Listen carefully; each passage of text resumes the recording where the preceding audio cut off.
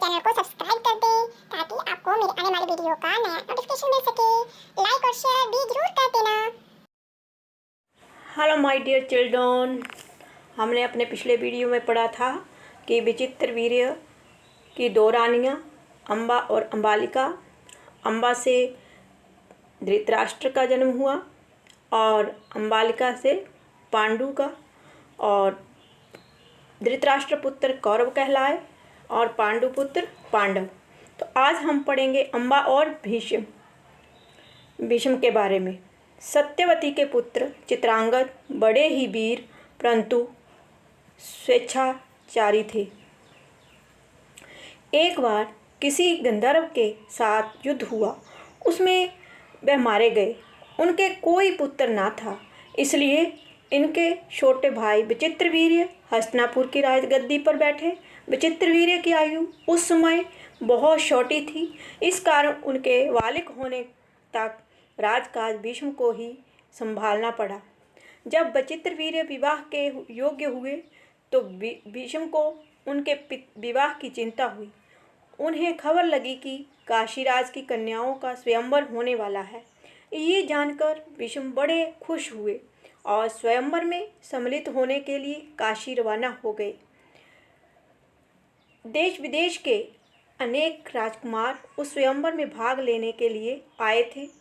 राजपुत्रियों को पाने के लिए आपस में बड़ी स्पर्धा थी।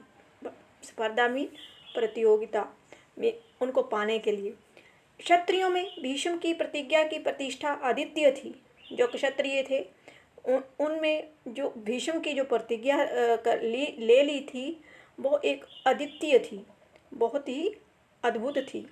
उनके महान त्याग और भीषण प्रतिज्ञा का हाल सब जानते थे। इसलिए जब वह स्वयंवर मंडप में प्रविष्ट हुए तो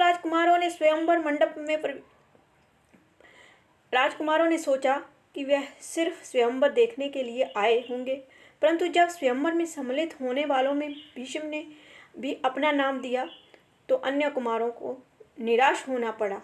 उनको क्या पता था कि दृढ़व्रती भीष्म अपने लिए नहीं वरन अपने भाई के लिए स्वयंवर में सम्मिलित हुए हैं। सभा में खलबली मच गई। चारों ओर भीष्म पर फब्तियामीन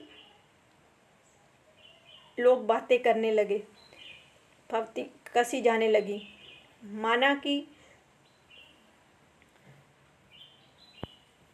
भारतवंशी भीष्म बड़े बुद्धिमान और विद्वान हैं। स्वयंवर से उन्हें क्या मतलब, इनके प्रण का क्या हुआ?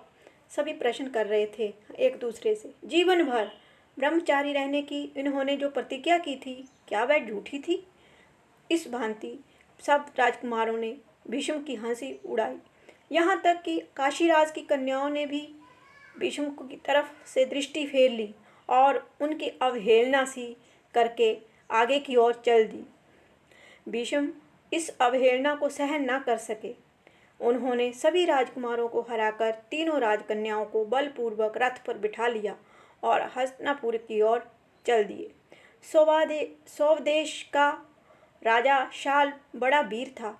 काशीराज की सबसे बड़ी कन्या अम्बा उस पर अनुरक्त थी और उसको मन ही मन अपना पति मान चुकी थी। शाल ने भीष्म के रथ का पीछा किया और उसको रोकने का प्रयत्न किया। इस पर भीष्म और शाल के बीच घोर युद्ध छिड़ गया। भीष्म ने उसे हरा दिया, किंतु काशीराज की कन्याओं की प्रार्थना पर उसे जीवित ही छोड़ दिया। भीष्म काशीराज की कन्याओं को लेकर हस्तिनापुर पहुँचे।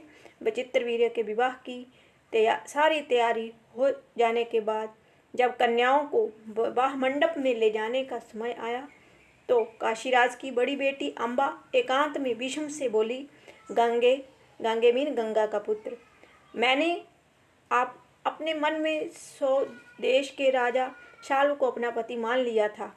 इसी बीच आप मुझे बलपूर्वक यहाँ ले आए। मेरे मन की बात जानने के बाद आप मेरे बारे में अब जो उचित समझे करें। मेरे प्यारे बच्चों, अगर आपको मेरा ये वीडियो अच्छा लगा then don't forget to like, share and subscribe to my channel and also press the bell icon for more updates.